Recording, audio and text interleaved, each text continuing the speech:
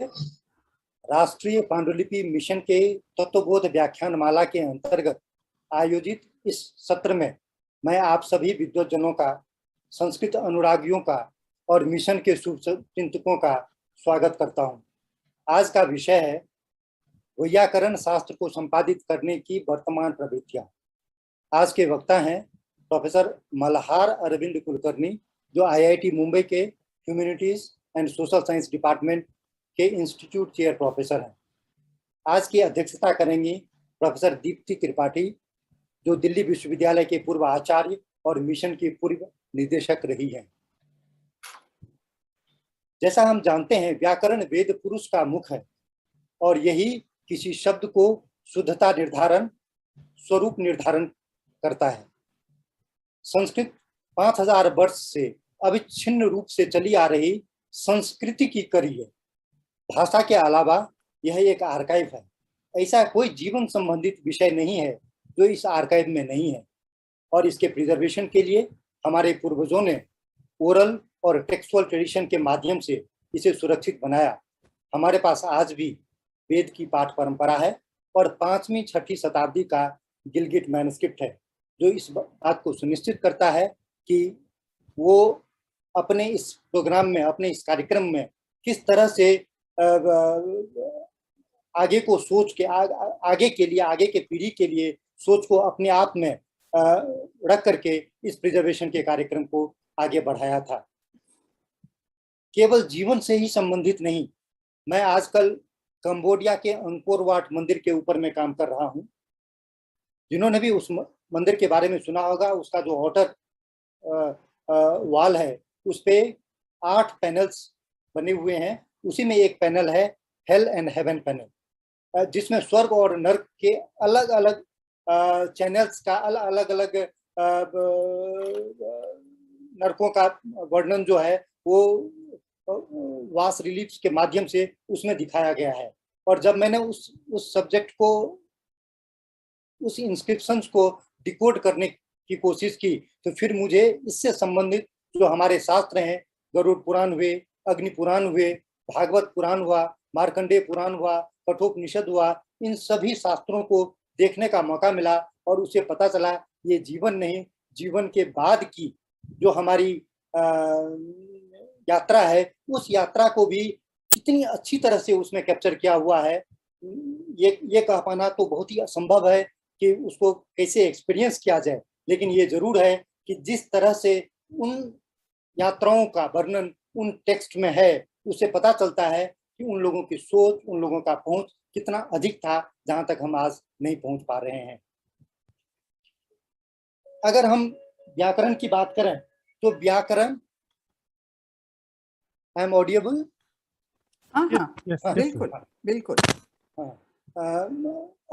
अगर हम व्याकरण की बात करें तो वो जो कोश है, वो जो आर्काइव है, उस आर्काइव को अगर हमें डिकोड करना है तो व्याकरण एकमात्र माध्यम है। अगर व्याकरण नहीं हो तो हम उस कोश तक पहुंच नहीं सकते हैं, हम लोगों के सामने में उसको अनावृत नहीं कर सकते हैं। जैसा कि आप सभी जानते हैं, मिशन की स्थापना पर्यटन और संस्कृति मंत्रालय, भारत सरकार द्वारा फरवरी 2003 में पांडुलिपियों के संरक्षण, भारत की विशाल पांडुलिपि संपदा में सन्निहित ज्ञान को अनावृत करने के उद्देश्य से की गई। भारत में पांडुलिपियों का एक लंबा इतिहास है। देश की मौखिक परंपराओं को कंप्लीमेंट करती ये पांडुलिपियां दर्शन, धर्मशास्त्र, कला, साहित्य, विज्ञान के रूप में विविध ज्ञान को समेटे हुए है। अनुभव, विचार और व्यवहार में भारत की बहुलतावाद ने विभिन्न पांडुलिपि व्याख्याओं को फलने और फूलने का आधार प्रदान किया। भारत के पास लगभग 1 करोड़ से अधिक मैनुस्क्रिप्ट्स के होने का अनुमान है, जो शायद दुनिया का सबसे बड़ा संग्रह है। विभिन्न भाषा, लिपि एवं विषयों में होने के कारण अभी तक हम कुछ ही पांडुलिपियों तक पहुंचे हैं। इसके लिए जन जागरण की जरूरत है। जीवन यापन से संबंधित शायद ही ऐसा कोई विषय हो जो हमारे पांडुलिपियों में नहीं है, और इसी उद्देश्य से मिशन ने 2005 में तत्वबोध व्याख्यान माला का आयोजन शुरू किया। तत्वबोध का अर्थ है ज्ञान के आधारभूत तत्वों को समझना। अभी तक हुए व्याख्यानों को तत्वबोध प्रकाशन श्रृंखला के अंतर्गत 7 वॉल्यूम में प्रकाशित किया जा चुका है, और वह मिशन के वेबसाइट पे पढ़ने के लिए उपलब्ध है। कोविड-19 महामारी के कारण हमने मई 2020 से तत्वबोध का ऑनलाइन सीरीज शुरू की। हर एक महीने के अंतिम रविवार को शाम 5 से 6 बजे तक हम देश के मूर्धन्य विद्वानों को इस कार्यक्रम के माध्यम से जोड़ने का प्रयास करते हैं। आपका सहयोग इसमें वांछनीय है। आज के वक्ता हैं प्रोफेसर मल्हार कुलकर्णी। वो humanities and social science department के चेयर प्रोफेसर हैं IIT मुंबई में। कई अवार्ड से सम्मानित, संस्कृत में उन्होंने अपनी पढ़ाई की है, PhD, पोस्ट ग्रेजुएशन किया है, कई सम्मान से सम्मानित हैं। Excellence in teaching award IIT Mumbai में 2017 में इन्हें मिला।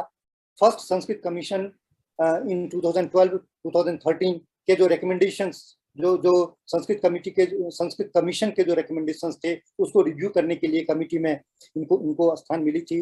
ये ब्रिटिश एकेडमी UK से अवार्डेड हैं। गवर्नमेंट ऑफ स्विट्जरलैंड से इनको टीचिंग एंड रिसर्च वर्क के लिए 2010 में Indo Swiss joint research award से ये सम्मानित हैं। इन्होंने पंडित सातवलेकर अवार्ड, सातवलेकर प्रतिष्ठान से इन्हें 2010 में मिली थी। महर्षि बादरायण व्यास अवार्ड से ये सम्मानित हैं। तो आज के विषय के लिए मुझे लगता है कि इससे ज़्यादा प्रतिष्ठित विद्वान जो व्याकरण शास्त्र में है, व्याकरण के ऊपर में इन्होंने पाणिनि व्याकरण का विषय रहा है, तो इसके ऊपर भी उन्होंने काम किया है। तो इस विषय को हम तक पहुंचाने के लिए इससे बेटर वक्ता हमें नहीं मिल सकता था, इसीलिए हमने लिया है। क्योंकि मैं इंजीनियरिंग इंस्टीट्यूशन से खुद जुड़ा हुआ हूँ, मैं जानता हूँ कि ये जो संस्कृत में जो ये विशाल संपदा हमारे पास है, पता नहीं क्यों हमें स्कूलों में नहीं बताई गई।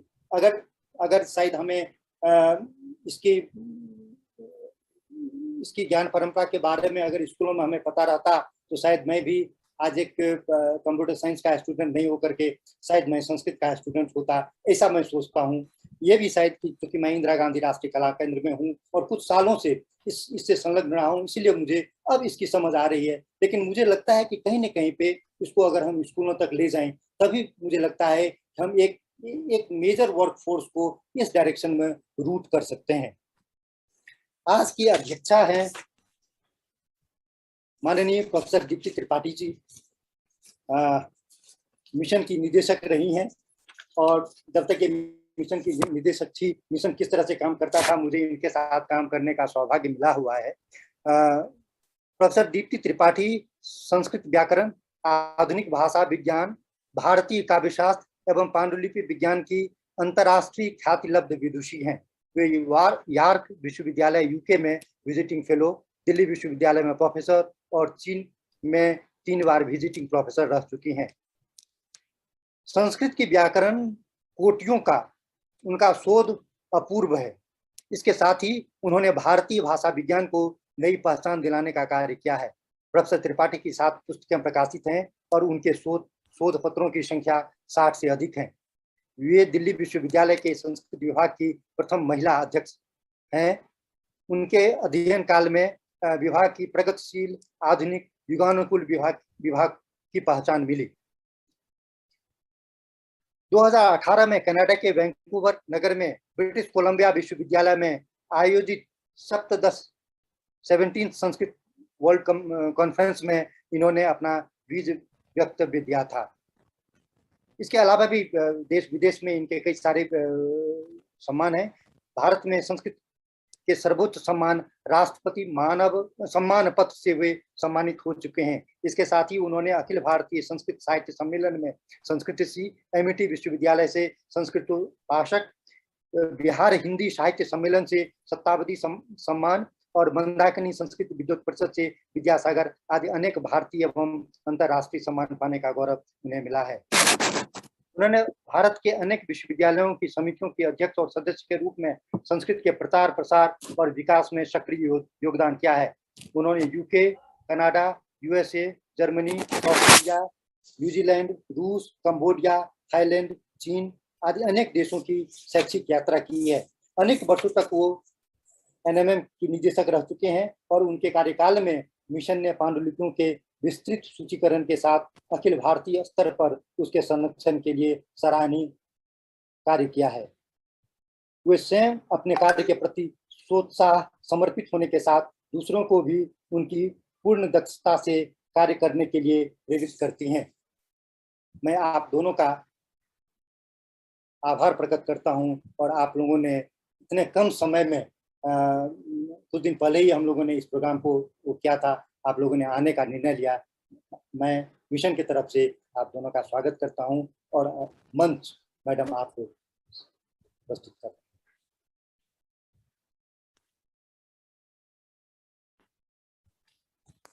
आप म्यूट हैं मैडम। हाँ, क्षमा करें। ये वाणी के साथ माइक को ऑन करने का जो क्रम है उसका अभ्यास होते होते होते हम लोग उस परंपरा में हैं, जब बोलने खड़े हो गए तो सभी श्रोतृवृंद को आवाज सुनाई दे जाती है। तो श्रोतृवृंद यहाँ पर मल्हार जी के वक्तव्य को सुनने के लिए समुत्सुक है, इसलिए बिना किसी विलंब के मैं उनसे अनुरोध करती हूँ कि वो व्याकरण की एडिटिंग और उसके प्रकाशन और उसके जो आधुनिक संदर्भ हैं उनके विषय में अपने अनुभव और अपना मंतव्य और अपने कार्य हम लोगों से साझा करें। मल्हार जी। I would like to share the screen. I have prepared a presentation and it might take some 45 minutes. May take a little longer, but 45 minutes. I'll try to remain in that time frame. So let me share the screen. Sir, you may share the screen. Yeah. Please let me know if it is getting shared. Huh? Yes.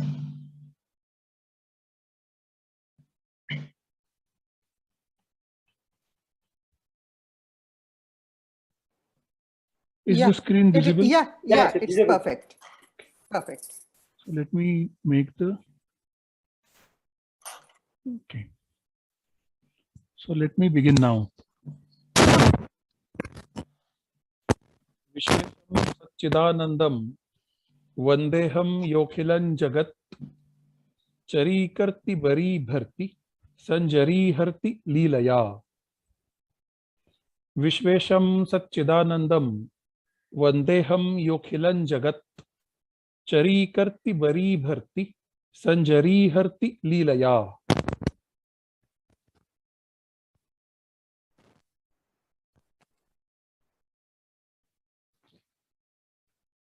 सर्वप्रथम राष्ट्रीय पांडुलिपि mission के अध्यक्ष झा साहब और इस संस्था को सबसे पहले मैं अपनी ओर से मनपूर्वक धन्यवाद प्रदान करना चाहता हूं, क्योंकि उन्होंने मुझे यह अवसर दिया यहाँ व्याकरण शास्त्र की जो पांडुलिपियां और उनसे जिन ग्रंथों का संपादन आधुनिक काल में हो रहा है उसके लिए मुझे बात करने का अवसर मिला है। इसलिए आज की जो अध्यक्षा है दीप्ति मैडम को भी मैं कहता हूँ, उसे भी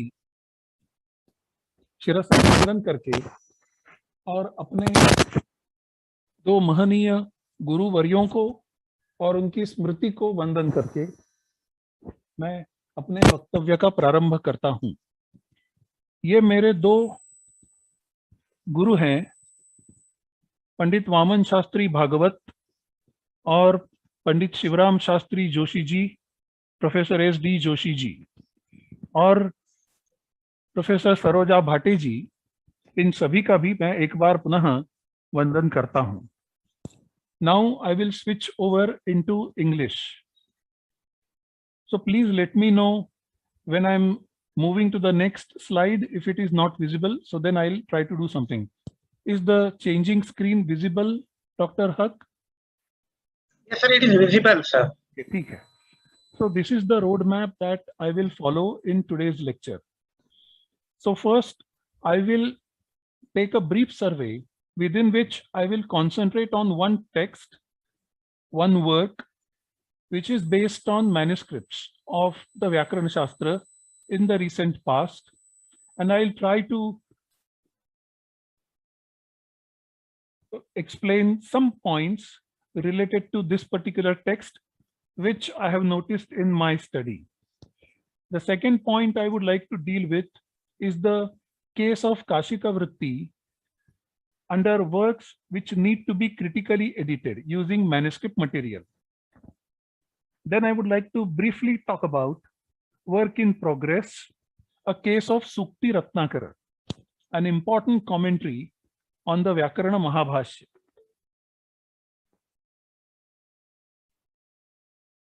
Then I would like to briefly touch upon the use of technology and the phylogenetic methodology used in preparing and displaying the interrelation of manuscripts. And then, if time permits, I would like to present the demonstration of the tool that we have developed at IIT Bombay called the Textual History Tool. Now let me start the presentation with an important work of the discipline of Vyākaraṇaśāstra, which was published recently, but I have not seen much material published on it as a study. So I would like to introduce that to all of you. And this is in the next slide. This text is called Vishama Pada Vyakhya. And this commentary is based on the celebrated text called Shabda Kaustubha. This is a text, Shabda Kaustubha, which is authored by the great Dikshita, Bhattoji Dikshita. And we all know that the manuscripts of this particular text, Shabda Kaustubha, they are available only in some portion. The entire Shabda Kaustubha is probably not available now. This commentary is available also not on all, but only on portions. And this particular work that I am dealing with in this lecture deals with only the first 9 Anhikas of Shabda Kaustubha. As we all know, Shabda Kaustubha is a Nibandha commentary on the Vyakarana Mahabhashya. It does not comment word by word on the Vyakarana Mahabhashya, but it rather goes on and narrates the entire argument, develops the argument, many times also uses the Navya Nyaya style, and probably we can credit the Bhattoji Dikshita, the great Dikshita, also for introducing and refining the Navya Nyaya terminology as far as the Vyākaraṇaśāstra is concerned. So we see that in Shabda Kaustubha, this is happening on a large scale, and this particular commentary, Vishama Pada Vyakhya, is commenting on the Vishama Padas in the Shabda Kaustubha. So this commentary is a word-to-word commentary, but it does not comment on all words. It comments only on limited number of words which are considered to be difficult by the author. The authorship of this commentary is ascribed to Nagesha Bhatta, and by the majority of the tradition. Now, this particular work was edited by Dr. James Benson, and here is the book cover for all of you, Vishama Pada Vyakhya, a commentary on Bhattoji Dikshita's Shabda Kaustubha attributed to Nagesha Bhatta.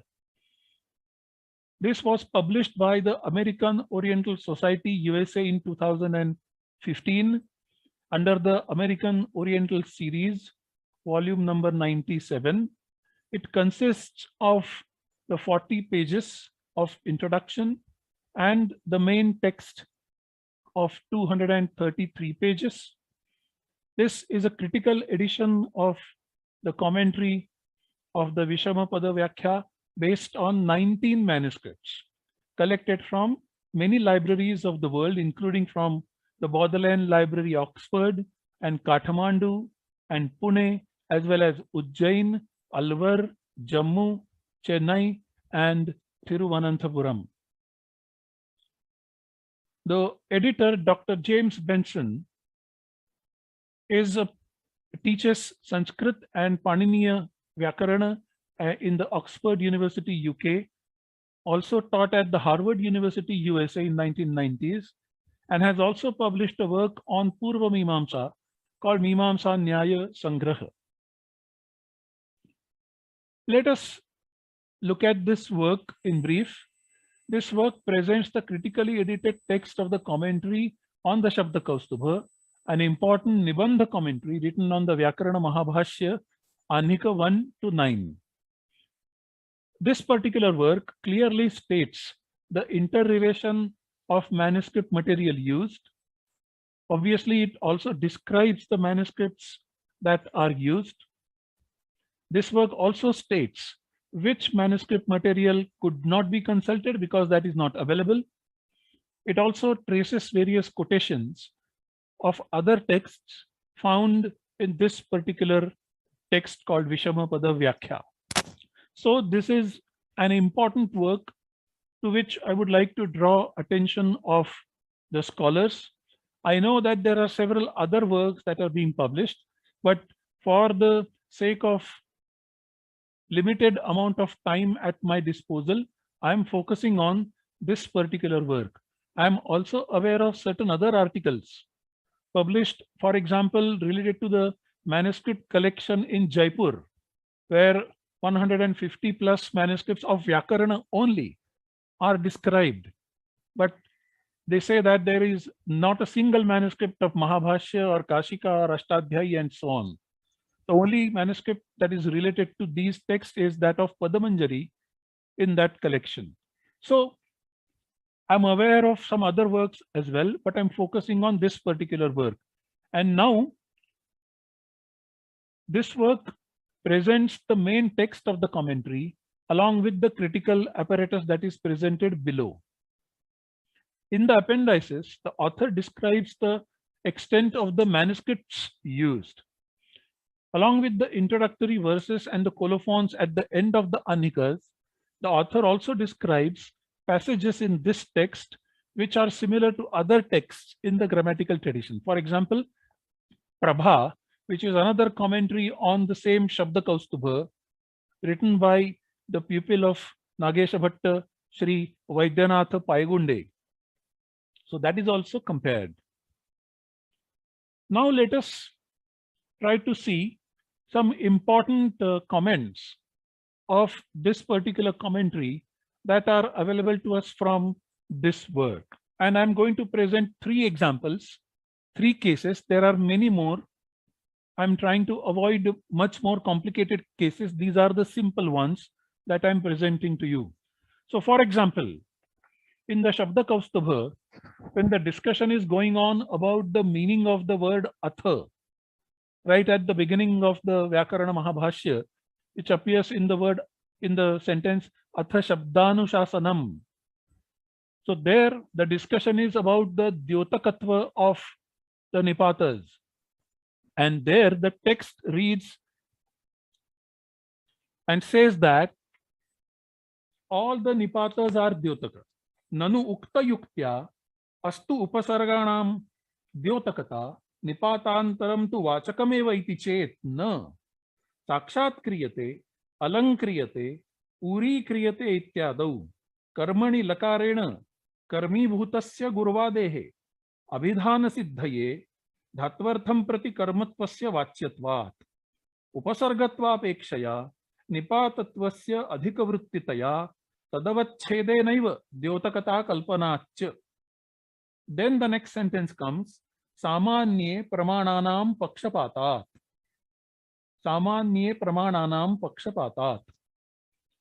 So Dikshita leaves the argument at this line, and there are some other points that he brings in, but Samanya Pramananam Pakshapatat looks to be a very simple statement. The Pramanas, they lean towards anything general. Samanya Pramananam Pakshapata. They apply in general. That seems to be the line. That seems to be the line of argument. But now it is Vishamapada which is explaining, Vishamapada Vyakhya, which is explaining the pramana that Dikshita probably had in his mind, and the commentary says that this pramana is arthapatti rupa. Pramanam upasarganam dyotakatva sadhakam arthapatti rupam.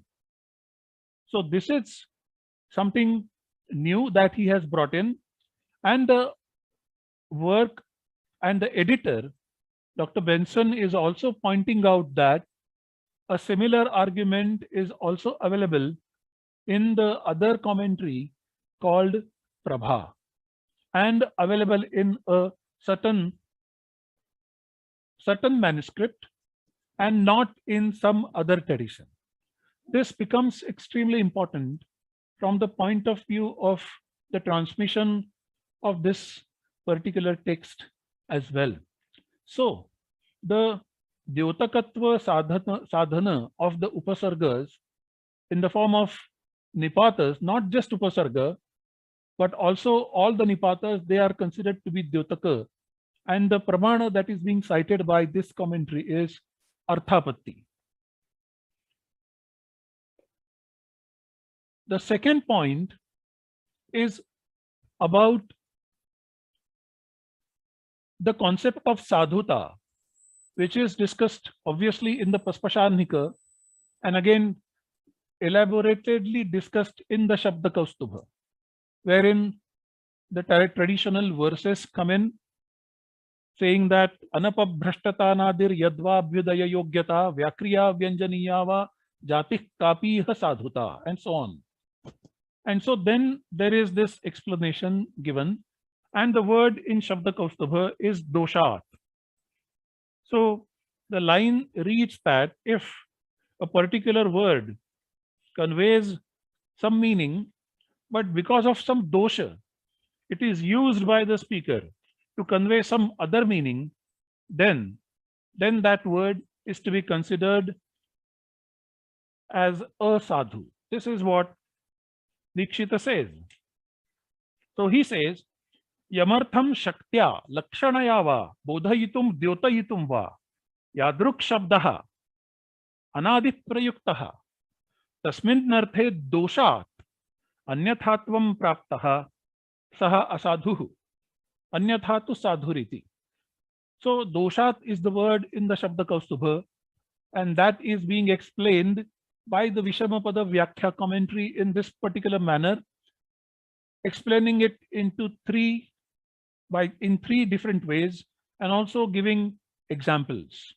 Doshas tridha, Ishvarecha vyatikrama rupaha, Swashakti vaikalya rupaha, Brahma rupascha, Adyo gavi ashvashabda prayoga janitaha, Dvitiyaha rutake lutaka prayogaha, and Tritiyaha Brahmat ashvataryam vadava iti. So this is an additional explanation provided in this discussion. This is having collected it from arguments elsewhere. Now the important point over here is this is also found only in one manuscript preserved in the Oxford Bodleian Library. The first part, namely Ishvarecha Vyatikrama Rupaha and Adyo Gavi Ashvashabdat Prayoga Janitaha, this is found also in Prabha, but not the other two. And it is this commentary which is bringing it to light as far as the Shabda Kaustubha text is concerned. That seems to be important as far as understanding this particular concept of dosha and also the concept of sadhuta. Let us go to the third point, in which Vishamapada Vyakhya is critiquing Haradatta, who on the Sutra Vriddhiradaich is explaining the word Vriddhi in a peculiar manner. And Haradatta says that, and it is quoted actually here, Haradattastu Vriddhi Shabdo Bhavek Tinnantaha Abhedopacharach Vriddhi Yukteshu आदैक्षु वृत्तिः अतएव सामानाधिकरण्यं लक्षणैव सिद्धे द्वितीय पक्षेपि नियमार्थम् वृद्धियुक्त दीर्घेकारादीनां ग्रहणं मा भूदिति इति तत्तु अदेङ्गुण इत्यादौ असंभवात् चिन्त्यम्. So in this particular passage, Vishamapada Vyakhya is providing a critique of this particular explanation provided by Haradatta, in which rather than resorting to the technical nature of the term Vriddhi used by Panini, Haradatta is still referring to the Laukika meaning of the word Vriddhi and showing its correlation with the Saudni of Vriddhi in the Vyākaraṇaśāstra, and that this commentary says is not possible elsewhere. So when there is a Saudnya Saudni Bhava Sambandha, one should not resort to this particular explanation. That is the message Vishamapada Vyakhya is giving to us in this particular passage. There are several other points that can be highlighted about this particular text, and therefore I request the scholarly community to make use of this important commentary written by Nagesha Bhatta on the text of Shabda Kaustubha. I request the scholarly community who is studying Shabda Kaustubha to read and use this particular commentary to enrich and enhance the understanding of Shabda Kaustubha. With those words, I will now proceed further in analyzing the next point that I stated in the roadmap, and that is the works that need to be critically edited. And here I am presenting to you a case of the text of the Kashika Vritti.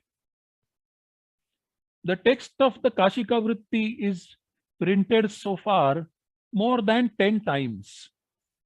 Right from 1876, when Pandit Balashastri Ranade published the first ever printed edition of Kashika from Varanasi, and he was publishing it in a series from 1873 onwards, but in 1876 he brought it out as a book, and then it got reprinted in 1898, and then once again in 1979, when another edition was brought out from Narela, we compared it and found that it was exactly the same 1876 edition. So we can say that this edition 1876 also saw several reprints. Then we have the 1952 edition published by Chaukhamba in Kashi Sanskrit series, edited by Sri Narayana Mishraji as well as Shobhita Mishraji, and this particular edition also had the foreword written by Pandit Brahmadatta Jigyasuji. Then we had the 1965 edition published by Prachya Bharati, and Sudhi Prakashan also brought out another edition of the same kind in 1983. This was the edition which brought out the text of the Kashika Vritti together with the two commentaries, Nyasa and Padamanjari. Then we have an important edition brought out by the Osmania University, Hyderabad, which claimed to be a critical edition and published the entire text of the Kashika together with the manuscripts and apparatus and so on, and also brought out the editions of the commentaries, Nyasa and Padamanjari, subsequently.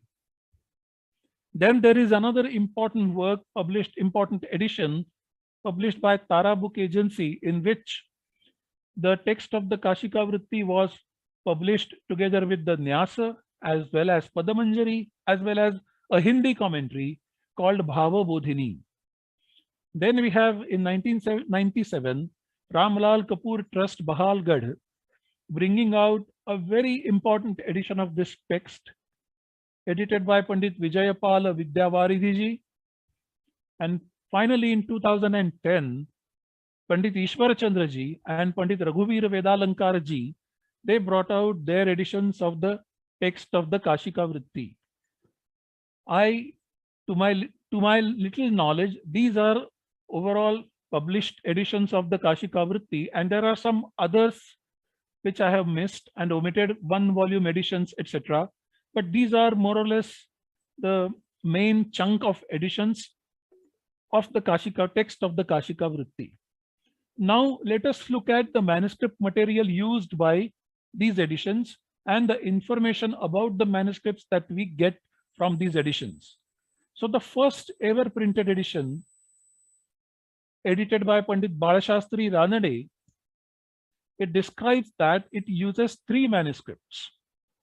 One is the Sharada manuscript, and then there are 2 others. And in an article that I published in the Annals of the Bhandarkar Institute, I have traced these 3 manuscripts. Then, apart from the Osmania University, we don't have information about the exact manuscripts that were used by the respective editors. They do quote some manuscript material that is in their possession, and here and there some information is provided, but not the detailed one as is available in the edition that is brought out by the Osmania University of Hyderabad. So in a nutshell, we can summarize this point by saying that the editions that are published so far of the text of the Kashika Vritti, they are more or less based on 8 manuscripts maximum, and Hyderabad edition also uses some other handwritten transcripts of Bruno, Liebig, and so on and so forth. And all these later editions, they are using the earlier editions. That is true. But not much manuscript material is tapped as far as these printed editions are concerned.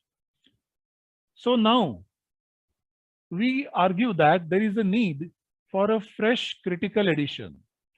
And these are some of the reasons that I have noted down on this slide.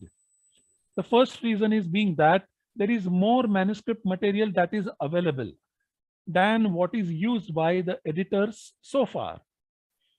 The description of these manuscripts can also be done. The interrelation of these manuscripts can be shown using the phylogenetic methodology that I will be talking about. Then there is the topic of explainability. Explainability of textual features that can be practiced. None of the printed editions, with all due respect to the great scholars who have edited this text, and they have done a great service to the Vyākaraṇaśāstra by publishing this a very, very crucial, very important text. We know that the Vyakarana Mahabhashya, according to Keelhorn, the Vyakarana Mahabhashya comments on 1300 plus sutras, and there are some other 400 plus sutras which are mentioned. So in all, we get information about 1700 plus sutras from the Vyakarana Mahabhashya. So about the remaining 2300 sutras, almost 2300 sutras of the text of Ashtadhyayi, the sole source, historical and very important source for us is the Kashika Vritti. And even about those 1700 sutras, the most important source remains to be the Kashika Vritti. So the explainability of textual features, which is not attempted in detail by these editions, that can be done. And I'll give one example as to how this explainability can be achieved. The next point is explainability of the non-uniformity of the printed editions, as well as the historical evolution of the Gana can be achieved. We can explain. This is a very important part of grammar, the Gana Patha. In fact, we know that there are several independent treatises solely devoted to bringing out the edition of Gana Patha. For example, Kapil Dev Shastri ji and Katre ji. So they have done extremely good work in this particular aspect. But we shall, as we shall see, that the Kashika Vritti manuscript material that they have utilized remains underutilized, we can say. And so this needs to be tapped. And the next important point is the text of the Ashtadhyayi as found in the text of the Kashika Vritti can be shed more light on if we use this newly available manuscript material and bring out a fresh critical edition of the Kashika Vritti. Now let me go point by point and explain these in detail. So when I say more material available, what I mean is there are more than 200 manuscripts of the Kashika Vritti which are found all over the world and of course in India. There are more than 70 manuscripts that were used for the critical edition of the Kashika Vritti on Ashtadhyayi 2.2, the smallest pada, which was submitted as a dissertation to the University of Pune in 2000. This was done under the supervision of Professor Saroja Bhate, my teacher, and the manuscripts that were used, they were written in several scripts like Devanagari, Sharada, Grantha, Malayalam, Telugu, Bengali, etc. that were used. When I say 200 manuscripts, they are not dealing with the entire text. They are also, some of them are also partial. But there are 70 manuscripts which are found dealing with 2.2, and similarly 70 manuscripts were also found on 3.1, another dissertation submitted under the supervision of Professor Saroja Bhate to the University of Pune, submitted in 2001. So we have more than 8 manuscripts, almost 75 manuscripts on each and every pada. And to not to use it, it becomes a sad situation. The manuscripts that I have just described can be described in detail. Their peculiarities can be noted using modern technological tools. Their interrelation can be studied, and interrelated manuscripts can be grouped together. And readings based on such groups can offer some explanation of the textual transmission of the Kashika Vritti. And as far as my limited knowledge goes, there are some texts in the Vyākaraṇaśāstra which were committed to memory and which had an oral transmission. Vyākarana Siddhanta Kaumudi is one such text. Even I memorized Vyākarana Siddhanta Kaumudi when I was studying. But as far as the text of the Kashika Vritti is concerned, not much evidence is available, or no evidence is available of its being an oral text. In the text of the Vyākarana Siddhanta Kaumudi, we find clues. When the text says Spashtam, many times, Spashtam, Anekalshit Sarvasya, Spashtam, there are several such clues which indicate its oral aspect. Here in the text, in the matter of the Kashika Vritti, however, we find an extensive amount of commentary written on sutras. And there aren't many clues which indicate that this was committed to memory. So we have to rely on the textual tradition. And so the manuscript transmission that happened through the textual written method, that can be studied, and the transmission can be studied in detail if we describe the manuscripts. Now let me explain with some example what I mean by explainability of textual features. So if we take the example of Vriddhiradaic, the very first sutra, we see that the text of the Kashika Vritti contains some features which allows us to regroup the text or the passages into certain groups. So for example, 1.1.1.1 is an introduction and the explanation of the words in the sutra. The 1.1.1.2 contains all the examples. There are the examples of Tadbhavita Vriddhi and then Atadbhavita Vriddhi and so on. And then 1.1.1.3 displays the other occurrences of the term Vriddhi in the text of the Ashtadhyayi. For example, Sichi Vriddhi Parasmi Padeshu, etc. This is an example of the Saudhnya Sutra, the commentary of the Kashika Vritti on the Saudhnya Sutra. Similarly, commentary of the Kashika Vritti on each type of sutra, Paribhasha, Vidhi, Niyama, Atidesha, Adhikara, Nishedha, Vikalpa, etc., Anuvada, etc., we can find some structure in the text of the Kashika Vritti itself. And this can explain also the textual transmission. And that becomes easier if we do this.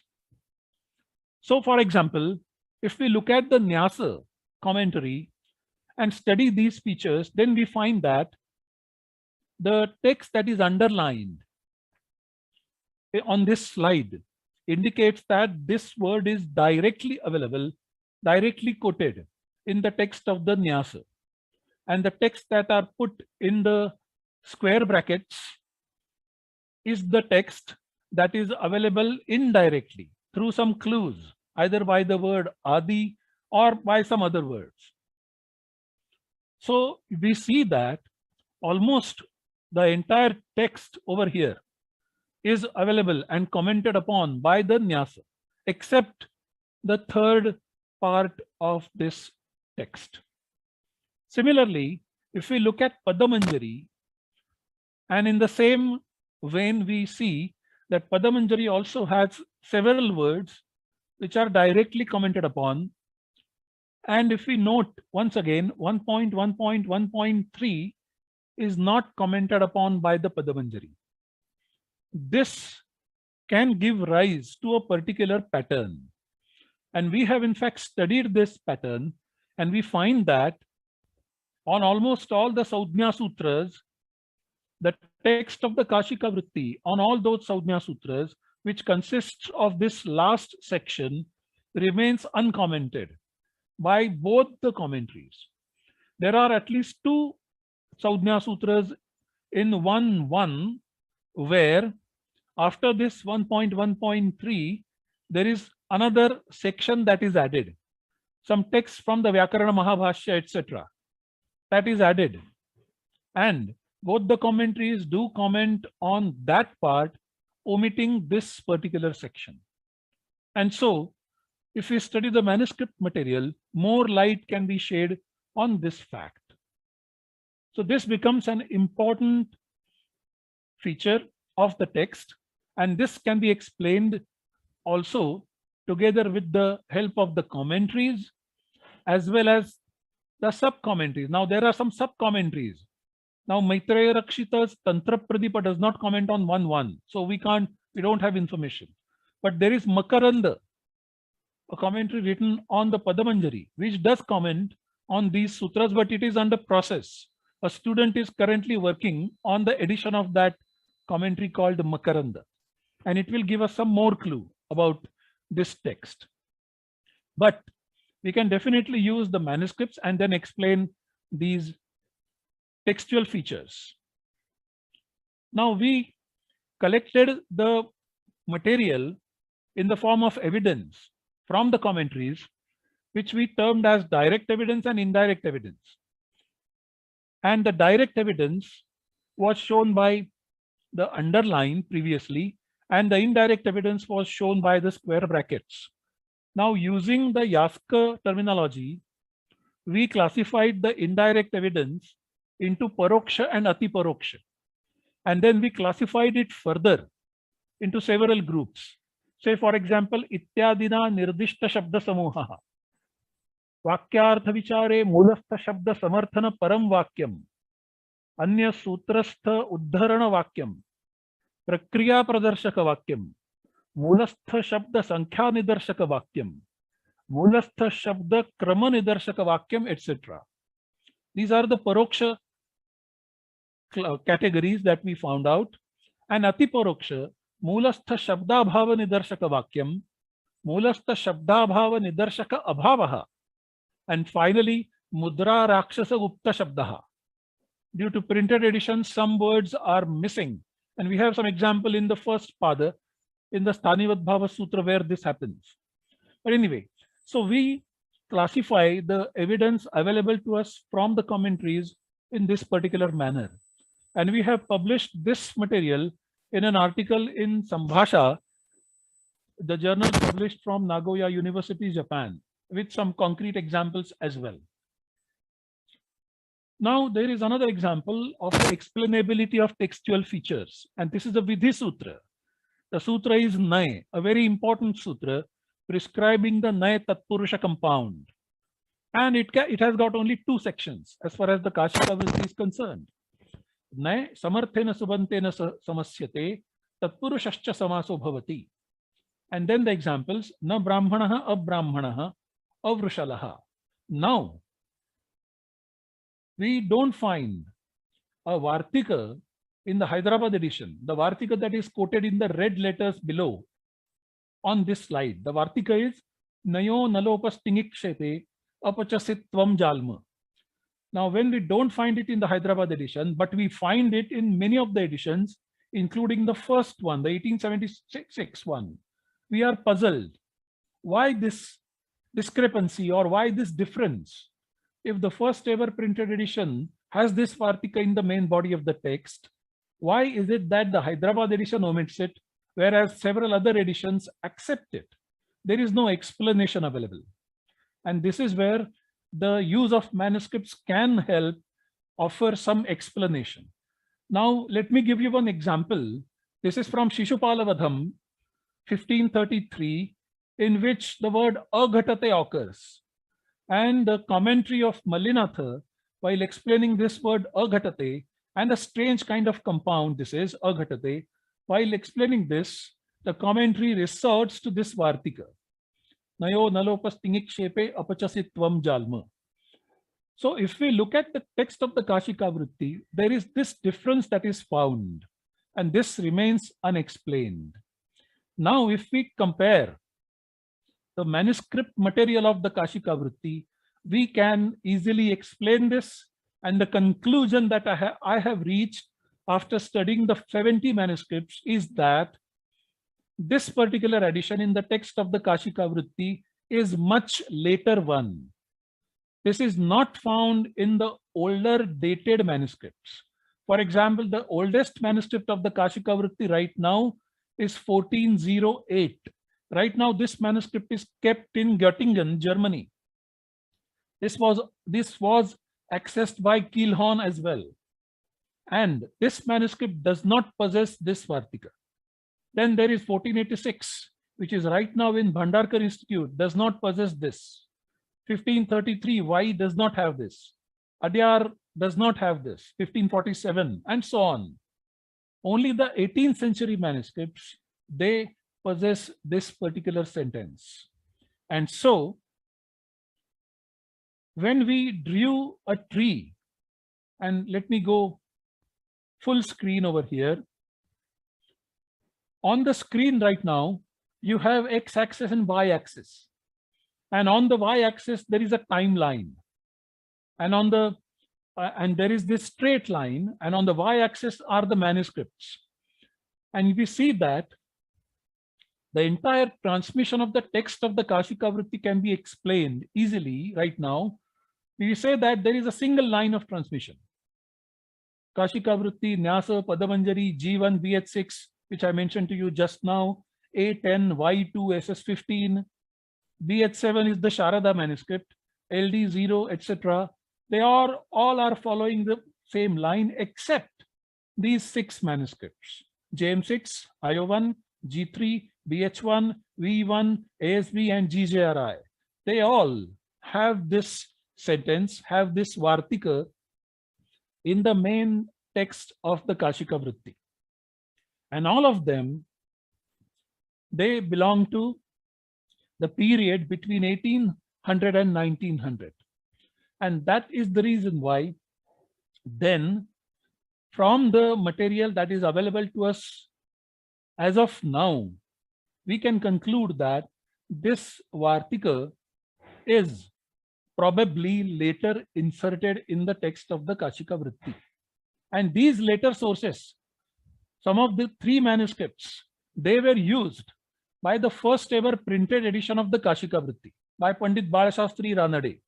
And that is how this sentence got into the first ever printed edition. And that is how then the subsequent editions continued printing this Vartika sentence as part of the main body of the text of the Kashika Vritti in their editions. And Hyderabad edition, even though did not consult all these many manuscripts, consulted the 8 manuscripts, and none of these 6 is consulted by the Hyderabad edition. And that is one of the reasons why probably it did not include this sentence in the main text of the Kashika Vritti. Remember, we are dealing with Vartika, an extremely important part of the text in the Vyākaraṇaśāstra. The stature of Vartika is extremely important. And here we are saying that based on the manuscript material, at least, we have an evidence, unless proven contrary, which is not done as of now, this particular sentence seems to be a later addition. We can also offer some reasoning as to why this addition was made. And it is also probable. It's all conjecture, but still a probable explanation that can be provided. For example, we can say that on another sutra, 6373, Nalopo Nayaha, in the Vyakarana Mahabhashya, there is a Vartika statement to the same effect, albeit wording is slightly different, but more or less same, Nayo, Nalopaha, Tingi, etc. But that sutra, Nalopo Nayaha, is a sutra which prescribes the deletion of the consonant na of nai. It is not a statement prescribing the nai compound. It assumes that the nai compound is already prescribed. And now we are in the alaukika vigraha vakya, and where we have to now drop this consonant na. So now, in this particular scenario, where we also need a statement justifying the prescription of the compound of nai with a tinganta, which is otherwise prohibited by supa condition, we need a statement. And that is perhaps why in this section 2.2, which is a vidhi section, which prescribes the compounds, in this vidhi section, probably some scholar inserted this statement. This is a probable explanation. Unless proven otherwise, this explanation probably will hold. But one thing is sure, that the manuscripts of the Kashika Vritti show us that this statement is found only in the later manuscripts belonging to the 18th century, not in the Nyasa, not in the Padamanjari, not in the oldest manuscript. This is how the text of the Kashika Vritti, if edited using this much manuscript material, can be explained. So this explainability, that becomes an important feature of this endeavor. Let me give you one more example, and the final example in this particular context, which is the inclusion of the Mahabhashya portion in the text of the Kashika Vritti.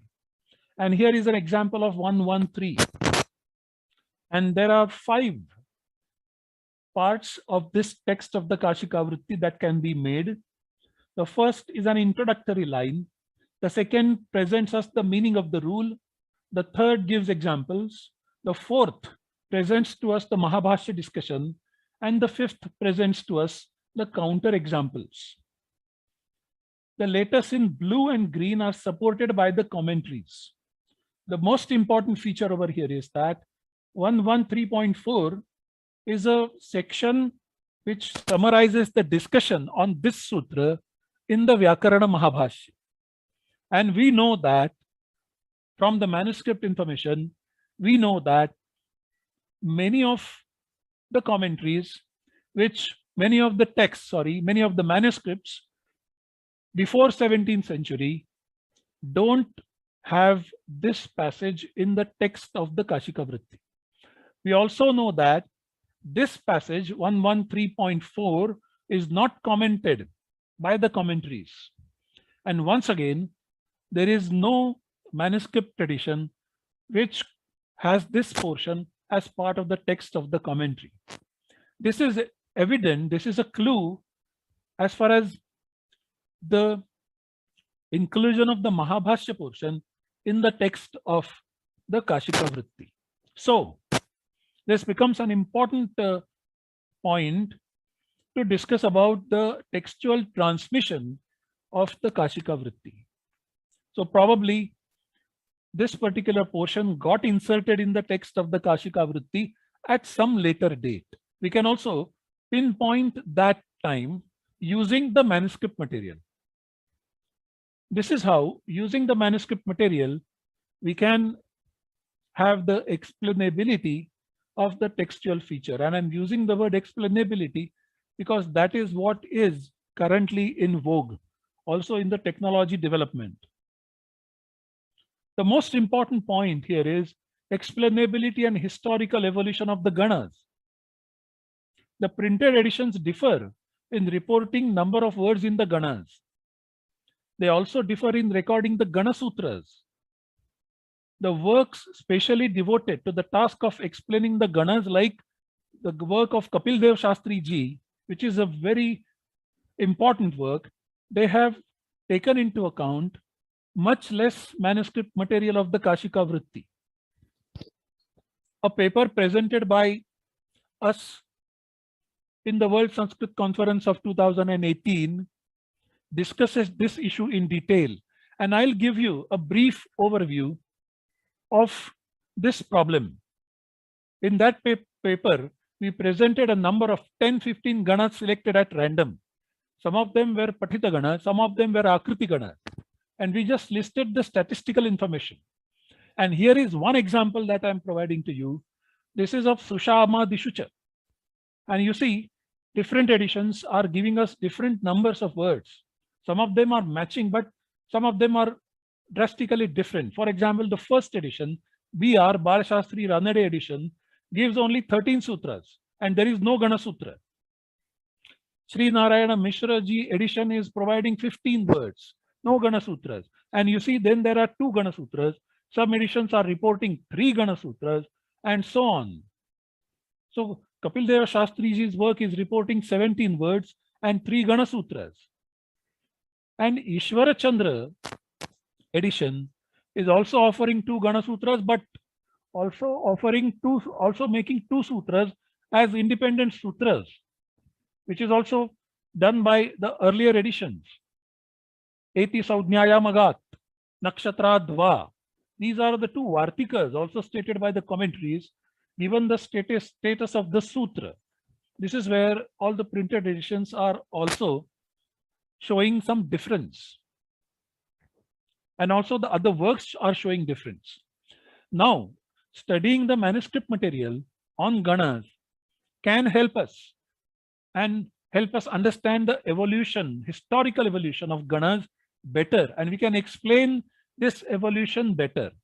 For example, the words known to Nyasa only, the words known to Nyasa but not commented upon by the Padamanjari, the words known only to Padamanjari, and the words not known to both Nyasa and Padamanjari but are part of the manuscript edition, they can be studied separately and also can be used as an evidence after comparing other works like Ganaratna Mahodadhi, etc.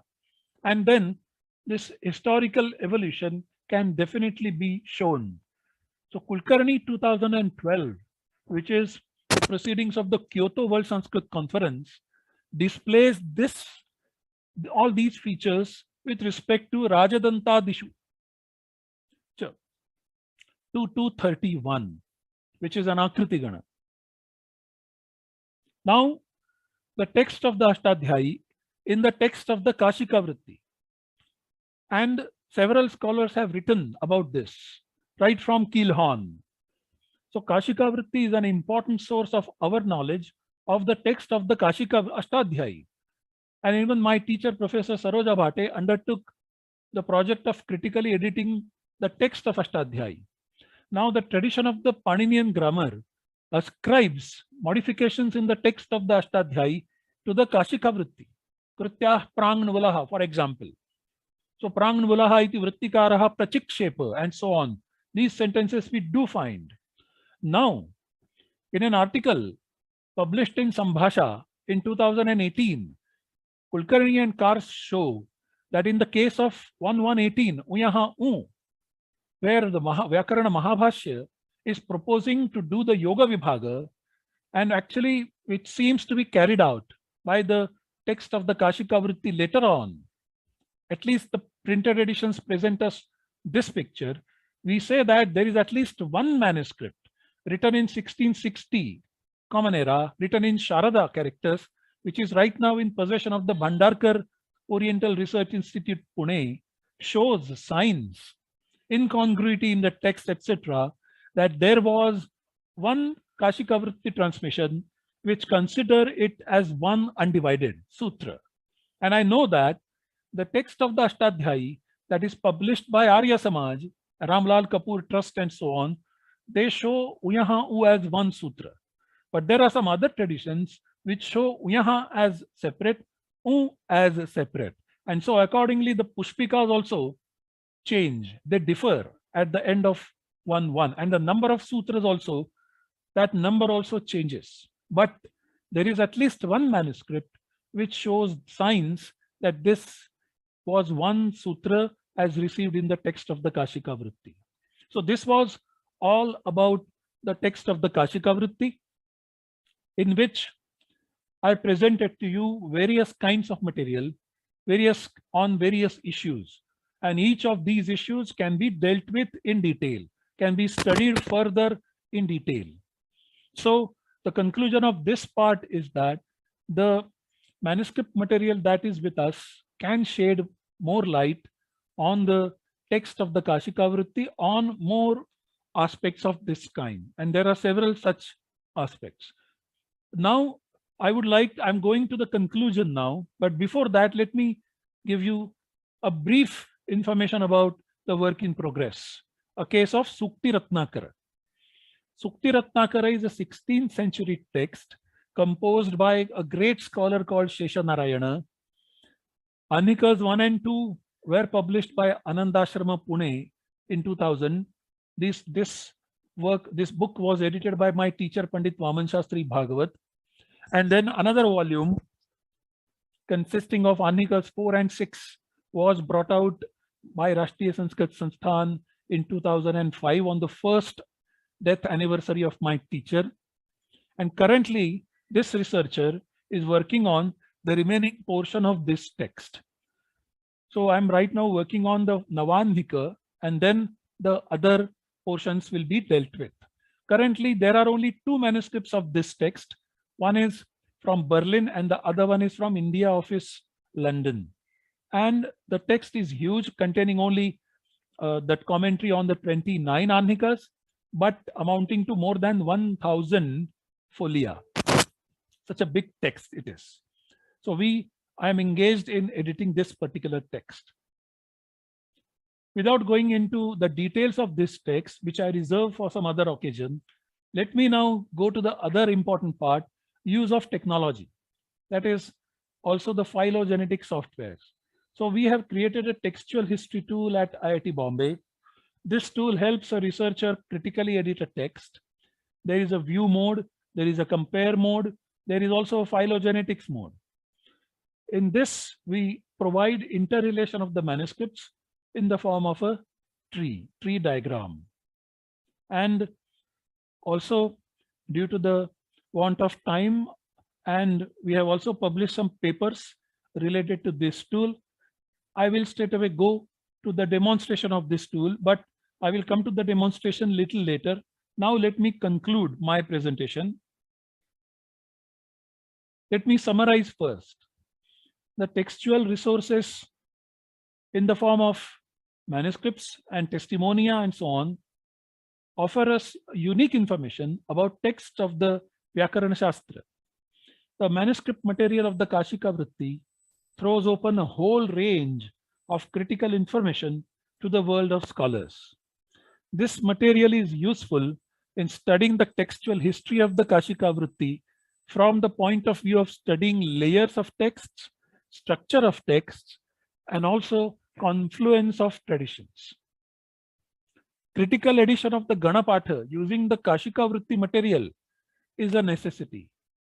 Critical edition of the Ashtadhyayi Sutra Patha using the Kashika Vritti material is also a necessity. And with these points, let me conclude. The texts of the Vyākaraṇaśāstra are being edited critically by scholars even today. There is need to critically edit the text, the already edited text of the Vyākaraṇaśāstra that remains. And for this purpose, technological tools are available and they should be made good use of by the researchers. And with this, I conclude, and now with the permission of the chair, I can also show the demonstration within 1 minute. I thank you all for the patient hearing. Thank you all.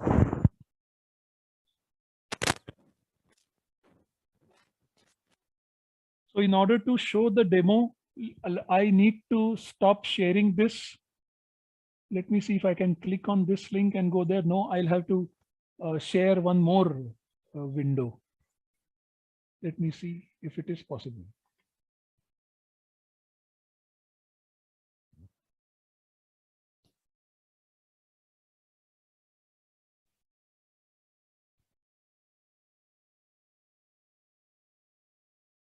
Your screen. Where is that?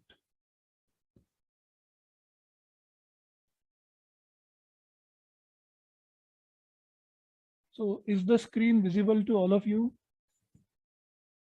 Yes, sir. Yes, sir. Yeah. Yeah. So this is the interface of the textual history tool. And there are data entry mode in which we can enter the data over here.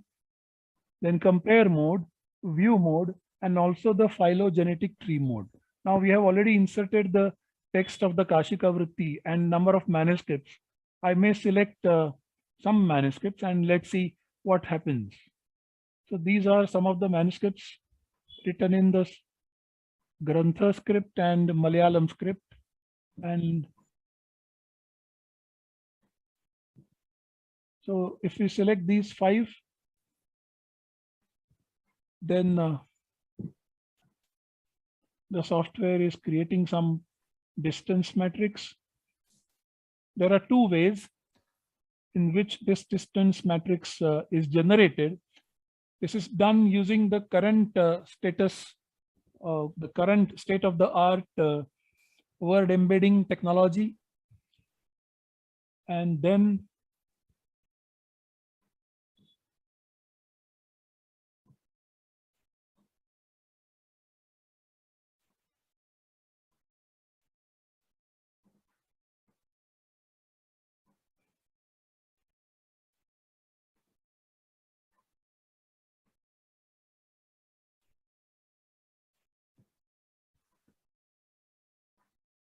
and then it creates the phylogenetic tree.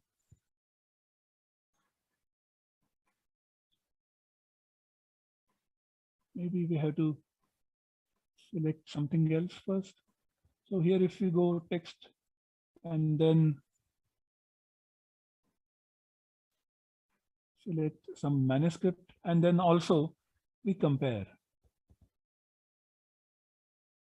Let us do this once again.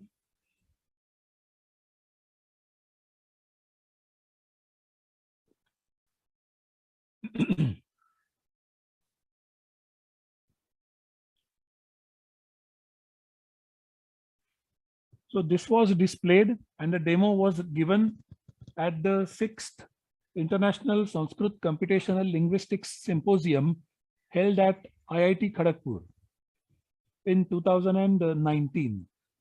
And also a paper is published on this, which is part of what is known as the Association of Computational Linguistics Anthology, the top level body of in the field of computational linguistics.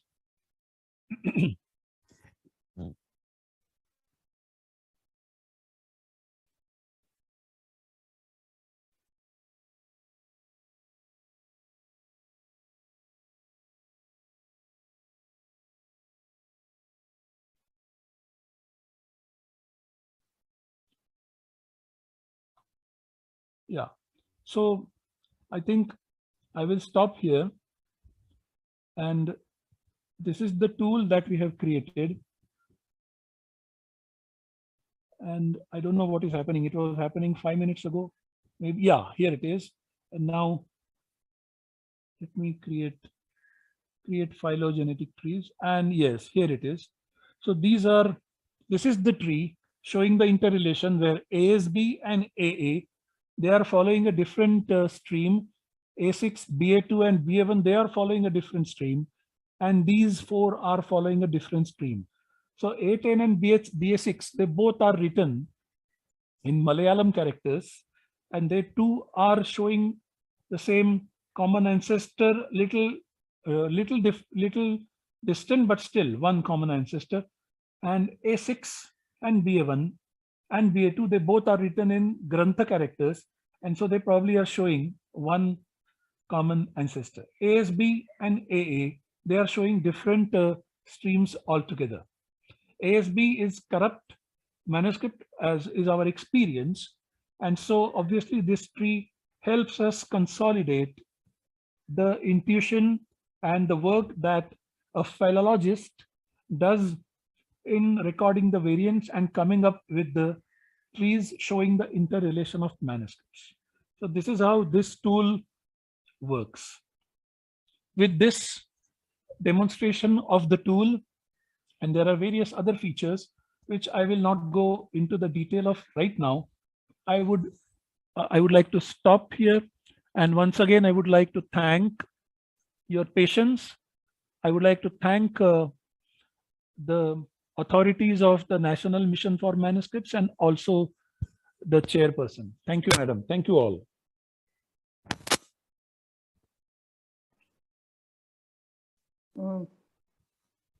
बहुत बहुत धन्यवाद। आज के वक्ता professor Kulkarni, आपका अनुभव प्रसूत और विद्वत्तापूर्ण जो प्रस्तुतिकरण था, उसको सुन करके ज्ञानवर्धन भी हुआ और मन प्रमुदित भी हुआ।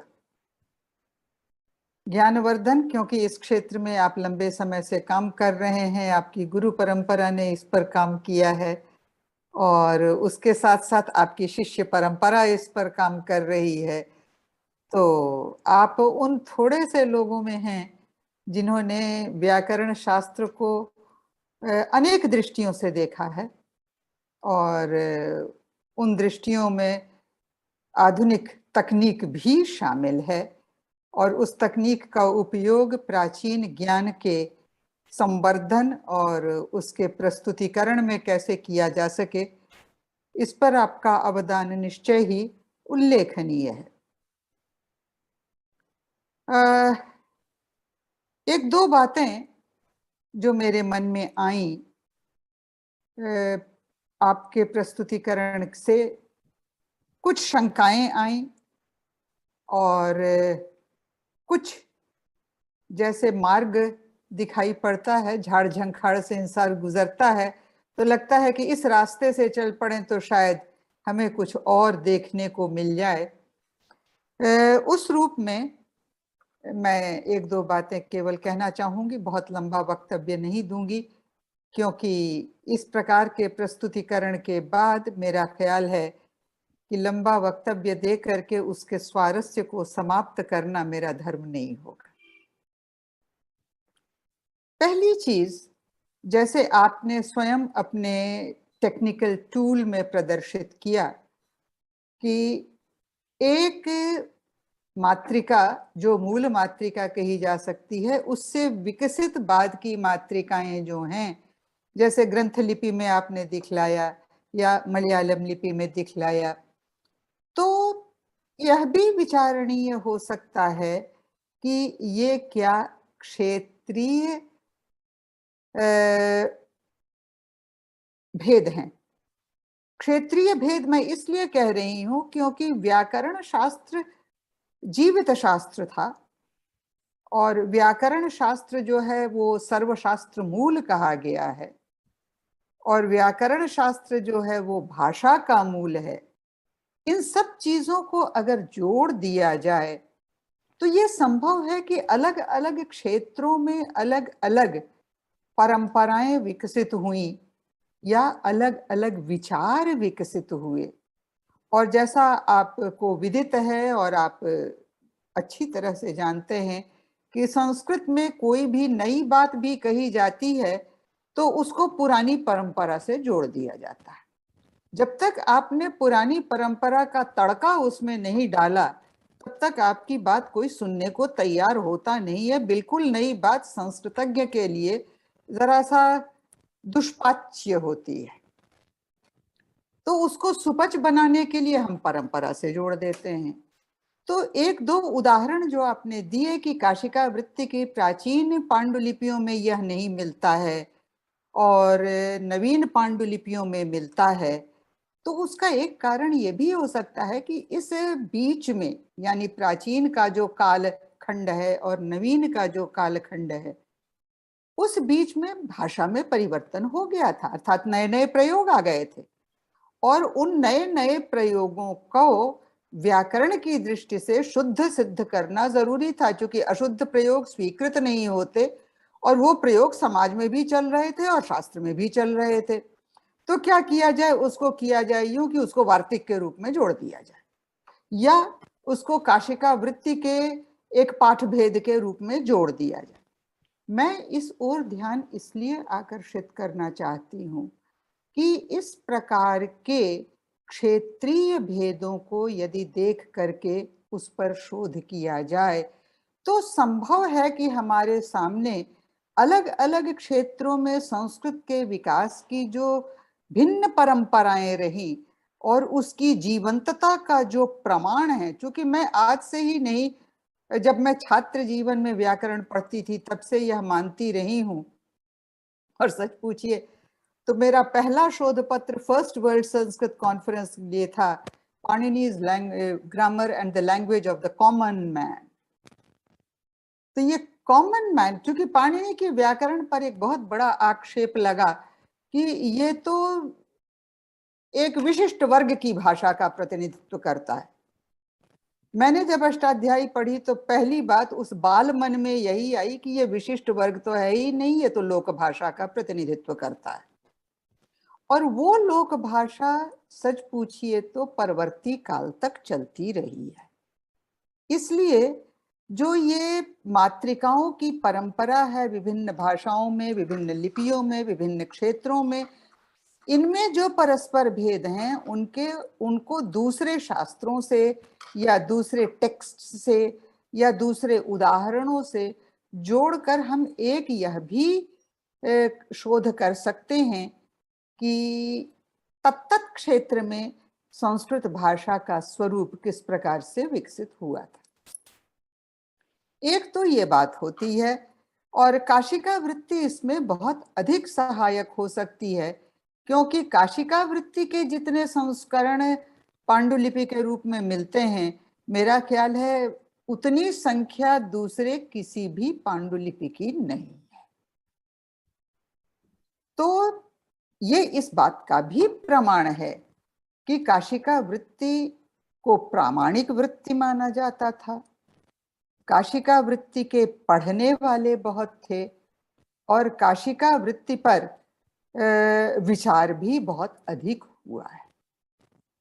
तो यहाँ तक तो मैं काशिका वृत्ति पर जो आपका वक्तव्य सुनते सुनते मन में विचार आते रहे, और विचार तो समुद्र की तरंगों की तरह होते हैं, आते हैं और चले जाते हैं। अगर आपने नोट नहीं किया तो कई बार ऐसा होता है कि जो विचार आया वो प्रवाह में बह भी गया। लेकिन ये मूल रूप से मुझको व्याकरण के शोध के संदर्भ में उपयोगी लगता है कि हमें इस दृष्टि से भी सोचने की आवश्यकता है कि संस्कृत भाषा का स्वरूप यदि व्याकरण में भेद है तो वो किस प्रकार के अंतर को प्रदर्शित करता है और किस प्रकार से वह लोक भाषा से जुड़ा हुआ है। दूसरी चीज जो आपने प्रथम आरंभ की वो विषम पद वृत्ति, यदि मैंने समय नाम सही सुना तो ये अत्यंत महत्वपूर्ण काम होगा, क्योंकि लुप्त हो गई पांडुलिपियां भी जितना उपलब्ध है उनको प्रकाशित करना, उनको संजो कर रखना, उनको देखना और उनके द्वारा उस खंडशः वृत्ति में ही हमें जो भेद उपलब्ध होते हैं उन पर विचार करना व्याकरण की दृष्टि से भी और भाषा की दृष्टि से भी अत्यंत, इसका एक कारण मैं बताती हूँ।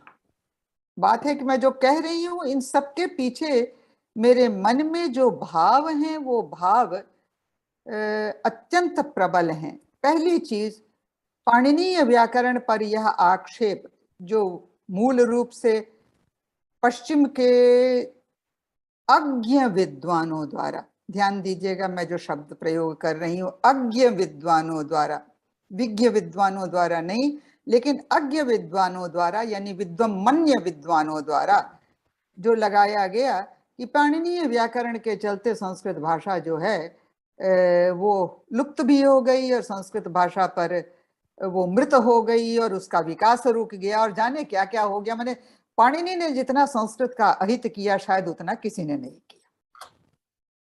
प्रश्न ये है कि वैयाकरण तो अपने काल की भाषा का विश्लेषण करता है, वैयाकरण प्रेस्क्रिप्शन नहीं करता है, वैयाकरण एनालिसिस करता है। और एनालिसिस करने वाले ने अगर अपनी डेटा को नियमबद्ध करके आपके सामने प्रस्तुत कर दिया तो मुझे समझ में नहीं आता है कि उससे भाषा मृत कैसे हो जाएगी। अगर ऐसा होता तो मेरा ख्याल है कि सूत्रों पर उसके बाद कुछ लिखा ही नहीं जाना चाहिए था और सब किसी को सूत्रकार से पूर्णतः सहमत हो जाना चाहिए था, तो त्रिमुनि व्याकरणम बनता ही नहीं। क्योंकि पाणिनि से जो छूट गया, और मैं ये मानती हूं कि छूटा तो छूटा पाणिनि और कात्यायन के बीच में जो कालखंड था, उस कालखंड में भाषा में जो परिवर्तन हुआ उस परिवर्तन को फिर उस परंपरा से जोड़ने का काम कात्यायन ने किया। और पतंजलि तक आते आते बहुत सारे परिवर्तन जो थे वो भाषा में स्वीकृत हुए, कुछ नहीं भी स्वीकृत हुए, तो पतंजलि ने उनका खंडन भी कर दिया या पतंजलि ने पाणिनीय सूत्रों में उनको समाहित कर लिया। तो ये सब बातें अपनी जगह पर हैं, लेकिन इस प्रकार के जो टीकाएं हैं, जो कि टीकाओं पर टीकाएं लिखी गई हैं, वो दो बातों को हमारे सामने प्रस्तुत करती हैं। पहली चीज तो ये कि व्याकरण का अध्ययन कितने विस्तृत रूप से, कितने गहन रूप से और अखिल भारतीय स्तर पर कितने ध्यान से हो रहा, पहली चीज। और दूसरी चीज ये कि परंपरा से जुड़े रह करके भी विद्वानों ने परंपरा से इतर जो प्रयोग थे, परंपरा से भिन्न जो प्रयोग थे, उन प्रयोगों को उसमें समाहित करने के लिए यत्न किया और यत्न करके कहीं खंडन के द्वारा, कहीं मंडन के द्वारा, कहीं खंडन मंडन दोनों के द्वारा। तो ये जो कालक्रम में संस्कृत भाषा में नई नई वृत्तियां आती रही, प्रयोग आते रहे, उन प्रयोगों को यदि इन टीकाओं और टिप्पणियों से या इन भाष्यों से या टीका पर जो टीका लिखी गई उससे हम क्रमशः विकास के रूप में दिखा सकें, तो यह एक अत्यंत महत्वपूर्ण काम होगा। संस्कृत की उस कड़ी को जोड़ने का, जो कड़ी बीच में आकर के कहीं काल प्रवाह में खो सी गई है, तो उस खोई हुई परंपरा को व्याकरण के माध्यम से ढूंढ निकालने का काम इस प्रकार के शोध से अत्यंत महत्वपूर्ण हो सकता है। और जहां तक पांडुलिपियों का सवाल है, मैं स्वयं एक पांडुलिपि का एडिटिंग कर रही हूँ, अप्रकाशित पांडुलिपि है, परवर्ती काल की पांडुलिपि है और पाणिनीय परंपरा में नहीं है, लेकिन वाक्यपदीयकार की भर्तृहरि की परंपरा की वो पांडुलिपि है। और उस पांडुलिपि की विशेषता ये है कि वो पूर्णतः गद्यमय पांडुलिपि है, उसमें कहीं भी पद्य का प्रयोग नहीं हुआ है। तो एक तो उसकी विशेषता मुझे सबसे अद्भुत ये नजर आई। दूसरी ये नजर आई कि जो दर्शन की परंपरा थी, उस दर्शन को बोधगम्य बनाने के लिए सरल रूप में किस प्रकार प्रस्तुत किया जाए। इससे यह भी प्रमाण मिलता है कि जिस काल में जो पांडुलिपि हमको उपलब्ध हुई है, उस काल में व्याकरण का बोधा किस स्तर का हो गया था, किस स्तर के लोगों को समझाने के लिए, बताने के लिए उस प्रकार के लेखन की आवश्यकता का अनुभव किया जा रहा था। तो ये बहुत सारी चीजें हैं और ये इतना अद्भुत क्षेत्र है जहाँ की प्रत्येक चरण पर, प्रत्येक कदम पर हमको नए नए अवसर मिलते हैं, नई नई चीजें मिलती हैं। उन सबको मिलाकर चलने की जरूरत है। और यदि हम एक, ये आपसे सविशेष मेरा कहना है कि हम एक लक्ष्य यदि बना लें, लक्ष्य से मेरा मतलब है, if we decide the goal that we want to reach, are we there trying to see the different facets of the development of Sanskrit language? Are we trying to see the different stages of the development of Sanskrit grammatical system? Are we trying to put the two together? जो भी हो सकता है, कई इसमें रूप निकल सकते हैं। तो उनको यदि आप with your tools, with your facility of doing research, also the fact that you have got a very, very rich tradition behind you. आपके गुरुओं का ट्रेडिशन है, आपकी परंपरा का ट्रेडिशन है। तो प्राचीन और आधुनिक का उपयोग करते हुए यदि आप केवल एडिटिंग पर ध्यान देने के साथ, मैं ये नहीं कहूंगी कि एडिटिंग को छोड़ दें, वो अत्यंत महत्वपूर्ण काम है, उसको छोड़ देने पर तो बात ही नहीं बनेगी।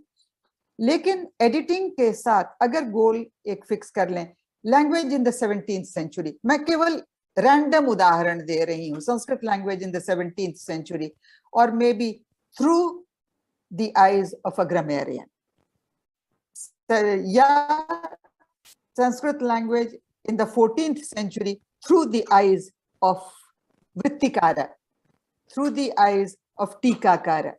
यू नो, इस तरह की चीजें अगर हम ले आते हैं तो मेरा ख्याल है कि व्याकरण का भी उपकार होगा और संस्कृत भाषा का जो विलुप्त ज्ञान है और जो आक्षिप्त हो रही है संस्कृत भाषा, मुझे खेद इस बात का है कि आक्षेप करने वाले वो लोग होते हैं जिनको मैंने आरंभ में ही कह दिया, विद्वम मन्यः।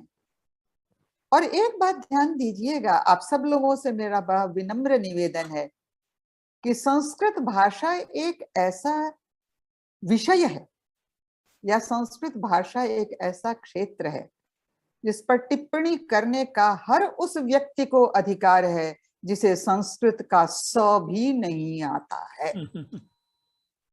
इस लोक में कोई दूसरा विषय नहीं है जो उन लोगों के द्वारा टिप्पणी किया जाता हो जिन लोगों को उस विषय का ज्ञान नहीं। हम फौरन कह देते हैं आपने तो ये विषय पढ़ा नहीं है, आपने साफ कैसे कह दिया। लेकिन माफ कीजिएगा, संस्कृत पर टिप्पणी करने वाले को आज तक मैंने किसी को ये कहते नहीं सुना है, सिवाय एक प्रोफेसर दीप्ति त्रिपाठी के, जिसने एकेडमिक काउंसिल में ये प्रश्न उठा दिया था कि जो लोग बोल रहे हैं उन्होंने संस्कृत पढ़ी है क्या, और उसको लेकर के बहुत हंगामा उस समय हुआ था। लेकिन कहीं ये प्रश्न नहीं उठाया जाता है कि टिप्पणी करने वाले जो लोग हैं, आक्षेप उठाने वाले लोग जो हैं, वो संस्कृत जानते हैं या नहीं जानते। तो मेरा ख्याल है कि संस्कृत के विद्यार्थी होने के नाते हम लोगों का एक ये भी कर्तव्य होता है कि हम उन लोगों के, ठीक है बेटा जाओ, हाँ, हम उन लोगों के मार्ग में ये स्पीड ब्रेकर्स खड़ा करें, जो स्पीड ब्रेकर्स उन्हें बतावें कि साहब अज्ञों को बोलने की अनुमति नहीं। विज्ञों का स्वीकार है, विज्ञों का स्वागत है, और अगर आप अज्ञ हैं तो हम आपको अवसर देते हैं, आप संस्कृत का अध्ययन कीजिए, अध्ययन करने के बाद टिप्पणी कीजिए तो ज्यादा अच्छा होगा। तो इन्हीं बातों के साथ मेरा ख्याल है कि आज के इस अद्भुत प्रस्तुति के लिए मैं बार बार मल्हार जी को बधाई देती हूँ, और राष्ट्रीय पांडुलिपि मिशन के वर्तमान निदेशक प्रतापानंद झा जी का अभिनंदन करती हूँ कि उन्होंने इस प्रकार का आयोजन किया और मुझे ये अवसर दिया। बहुत सारे लोगों को जानकर ये मनोरंजन होगा कि 14 में मैंने छोड़ा था राष्ट्रीय पांडुलिपि मिशन, और 7 वर्षों के लंबे वनवास के बाद मिशन को मेरी याद आई। तो इसके लिए झा जी की बहुत बहुत बधाई, बहुत बहुत आनंद, बहुत अच्छा लगा। और ये देखकर और भी आनंद हुआ कि हमने जिस पौधे को लगाया था, जिस पौधे को सींचा था, वो फल फूल रहा है। तो सबों को बहुत बहुत धन्यवाद और सबों का बहुत बहुत अभिवादन। नमस्कार।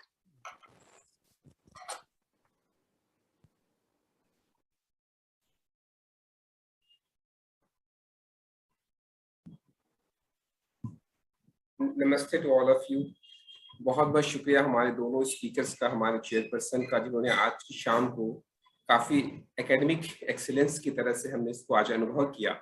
बहुत बहुत हम शुक्रिया अदा करते हैं हमारे chairperson doctor professor Deepti Tripathi ji का और प्रोफेसर मल्हार A कुलकर्णी जी का। जैसा कि आपको सर ने बताया कि हमारा राष्ट्रीय पांडुलिपि मिशन 2003 में स्थापित हुआ था और पूरे भारतवर्ष में ये पांडुलिपियों का सूचीकरण, संरक्षण और डिजिटाइजेशन कर रहा है।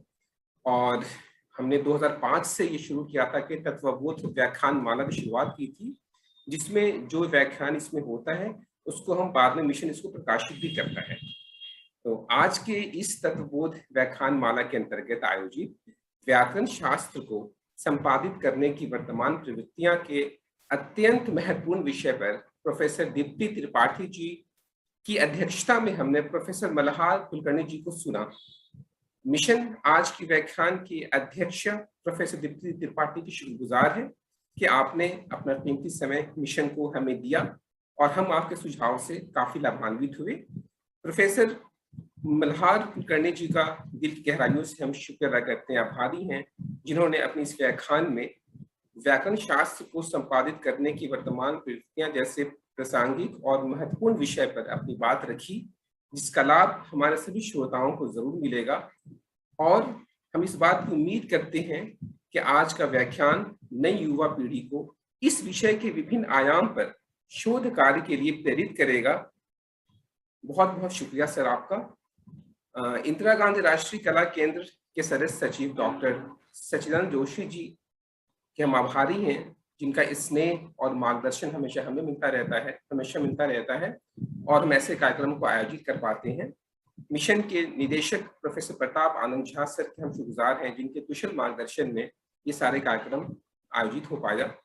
मैं राष्ट्रीय पांडुलिपि मिशन के सभी साथियों का आभारी हूँ, जिनका सहयोग मिला हमें, विशेष तौर पर डॉक्टर श्रीधर बारिक जी का।